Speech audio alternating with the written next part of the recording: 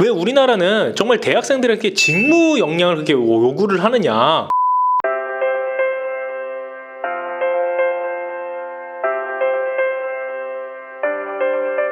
안녕하세요, 반갑습니다. 제이콥입니다. 오늘 여러분들께 제가 하고 싶은 말이 조금 있어가지고 이렇게 영상을 찍고 있습니다. 제 댓글에 이런 게 하나 달렸습니다. 왜 우리나라는 정말 대학생들에게 직무 역량을 그렇게 요구를 하느냐? 대학교는 직무를 배우기 위한 곳이 아닌데 왜 직무 중심 채용으로 되느냐? 이거 너무 웃기지 않냐? 라는 말이 댓글이 달렸었어요. 그래서 거기에 대해서 사실 댓글을 이렇게 길게 더 달아드렸다가 오히려 말씀으로 드리는 게 더 좋을 것 같아서 이렇게 영상을 찍게 되었습니다. 여러분들 요즘 직무 중심 채용 이야기 많이 하고 있죠. 근데 직무 중심 채용이 왜 오게 됐냐면요, 우리 예전으로 돌아가 봅시다. 우리 IMF 이전에 우리나라가 매우 잘 나갔습니다. 그래서 계속해서 지속적인 성장을 이루었죠. 그때는 어떤 사람이 필요했느냐? 그냥 회사에 오래 다닐 사람이 필요했습니다. 왜냐면 개개인의 능력이 그렇게 뛰어나지 않아도, 개개인의 능력이 특출나지 않아도 회사에 특별한 문제가 없으면 회사가 알아서 성장을 했거든요. 나라가 너무나 잘 나가니까 알아서 성장을 했습니다. 그러다가 IMF 시절이 오고, 그 다음에 외환위기가 오고, 그러면서 지금은 계속 버티는 것만으로도 힘든 시대가 되어버렸죠. 그래서 여러분들 취업난 이것도 또 하나의 역할을 하고 있지 않을까, 이렇게 생각을 해봅니다. 이러한 상황 속에서 버틸 수 있는 사람이 좋을까요? 아니면 성과를 낼 수 있는 사람이 좋을까요? 당연히 그 직무에서 가장 최고의 성과를 낼 수 있는 사람을 뽑는다는 겁니다. 직무에 가장 잘할 수 있는 사람을 뽑게 되는 겁니다. 물론 인사 제도에 따라서 변화한 것도 있는데 이거를 설명드리자면 너무나 오래 걸리기 때문에 지금 뭐 직무급이 있고 뭐 직책수당이 있고 뭐 이런 건 나중에 더 설명드리도록 하겠고요. 그러니까 쉽게 생각해서 지금은 저성장 국면에 들어들면서 그 직무에 가장 잘하는 사람을 뽑겠다, 이거라는 겁니다. 그래서 여러분들이 왜 직무 중심 채용으로 바뀌었냐, 왜 대학생들한테 이런 요구를 하느냐 생각할 수 있죠. 이거는 말 그대로 회사 자체, 우리나라의 성장 자체가 어렵기 때문에 그 직무에서 가장 잘할 수 있는 사람을 뽑는 것, 티오가 자체가 작잖아요. 그러면 가장 잘할 수 있는 뽑는 것이 회사라는 겁니다. 그렇게 기억을 해주시고 생각해 주시면 될 것 같아요. 근데 여기서 이렇게 딱 끝내버리면 여러분들에게 아무 도움이 될 것 같지 않잖아요. 그래서 한 가지 좀 말씀드리려고 합니다. 뭐냐면, 그럼 우리가 고민해야 될 게 있어요.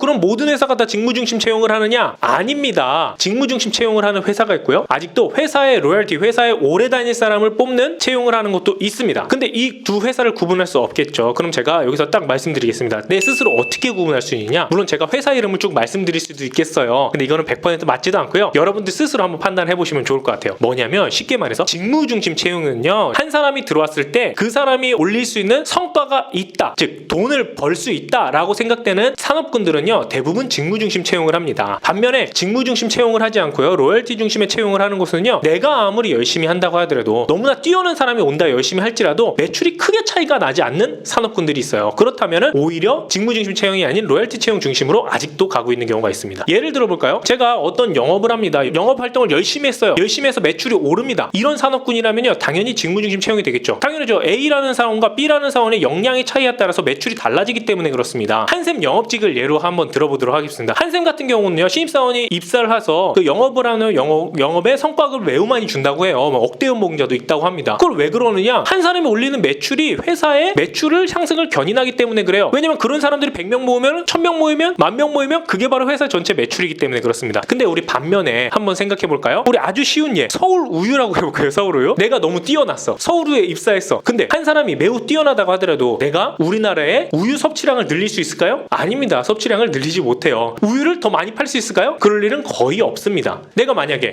이번에는 정유회사에 들어갔어요. 내가 아무리 열심히 한다고 할 때도 우리나라의 휘발유, 경유 소비량을 늘릴 수 있나요? 그럴 일은 불가능하답니다. 그래서 이렇게 생각하시면 될 것 같아요. 내가 만약에 입사를 했을 때 매출을 견인할 수 있고 매출을 올릴 수 있고, 나 같은 사람이 여러 명이 모였을 때의 매출을 올릴 수 있는 포지션이다. 당연히 직무 중심 채용을 하는 산업군이라고 생각을 해주시면 되고요. 그게 아니다 라고 한다면 직무 중심 채용보다 로열티가 더 중요하게 볼 수밖에 없는 겁니다. 자, 그렇다면 로열티나 회사 중심 채용이 아직도 이루어지고 있는 산업군 어떤 것들이 있을까요? 대대로 잘 바뀌지 않는 스테디셀러인 식품을 갖고 있는 회사들 있죠. 스테디셀러 식품 회사, 아까 말한 우유, 배지밀 이런 것들 다 포함하겠죠. 그쵸? 스테디셀러들 있죠. 또 그러면 어떤 것들이 공기업, 이런 것도 마찬가지로 내가 아무리 정말 뛰어난다고 해서 그 회사의 성과를 내가 확 올려놓을 수 있을까요? 그럴 일은 거의 없다는 거예요. 나중에야 성장하고 30년 뒤에 경영자가 돼서 혁신적인 마인드로 그 회사의 전체를 바꿔놓을 수 있겠지만, 지금 밑에서는 그게 아니라는 거죠. 그렇다면 어떤 사람을 뽑느냐? 시스템으로, 그 회사는 시스템 자체만으로 이제 매출이 굴러가는 회사기 때문에 그 시스템을 차곡차곡 쌓아줄, 퍼즐을 맞춰줄 사람이 더 필요한 거예요. 금융권 볼게요. 돼요. 금융권만 해도 똑같아요. 금융권 내가 아무리 역량이 뛰어난다고 해서 첫 번째 입사하자마자 들어가는 거는 창구입니다. 창구에서 내가 정말 뛰어나면 매출을 올릴 수 있나요? 올릴 수야 있겠지만 이것은 운에 좌지우지 될 수가 있어요. 뛰어난 A입니다. 조금 부족한 B예요. 뛰어난 A 앞에 맨날 동전만 바꾸는 손님이 온다고 칩시다. 내가 카드를 권해봤자 카드를 절대 사지 않는 그런 손님이 왔다고 칩시다. 그렇다면 나는 능력의 여하와 상관없이 자연스럽게 매출을 실적이 좋지 못하게 되는 겁니다. 이렇듯이 한 사람으로 인해서 내가 들어갔을 때 매출에 영향을 주냐 안 주냐가 직무중심 채용이다, 직무중심 채용이 아니다. 이렇게 크게 한번 구분해 볼 수는 있을 것 같아요. 물론 이렇게 전체가 다 맞지는 않아요. 맞지는 않지만 그래도 여러분들이 감안하실 때 제가 맨날 직무중심 채용으로 자소서를 써라, 면접 때 말하라 이렇게 말씀드리는데 간혹 어떤 회사는요 인재상 중심으로 여러분들이 써야 되고 준비하셔야 되는 회사들이 있기 때문에 이렇게 말씀드립니다. 그럼 한번 산업군을 여러분들이 조사하고 분석해 가면서 이것은 어떻게 보면은 회사 중심에 내가 지원서를 작성해왔다 라고 생각되는 회사들이 떠오르겠죠? 그럼 그렇게 우리 다 같이 잘 준비해 봅시다. 안녕!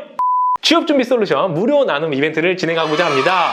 여러분들이 좋아요와 알람, 그 다음에 구독 버튼 이 세 가지를 눌러주시고 하단 댓글에 여러분들을 응원하는 메시지를 남겨주신 분들에 한해서 저희가 영상당 한 분씩 선점해서 책을 보내드리도록 하겠습니다. 여러분들의 많은 참여 부탁드리겠습니다. 그리고 이제 곧 제가 스트리밍 서비스를 진행하거든요. 스트리밍 서비스를 여러분들이 확인하기 위해서는요 알람 버튼 꼭 있어야 되겠죠. 그 시간에 여러분들 많은 Q&A와 그 다음에 여러분들의 사연들을 가지고 재밌는 시간, 취업이 즐거움이 되는 그런 시간 될 수 있도록 하겠습니다. 그럼 물러갈게요. 안녕!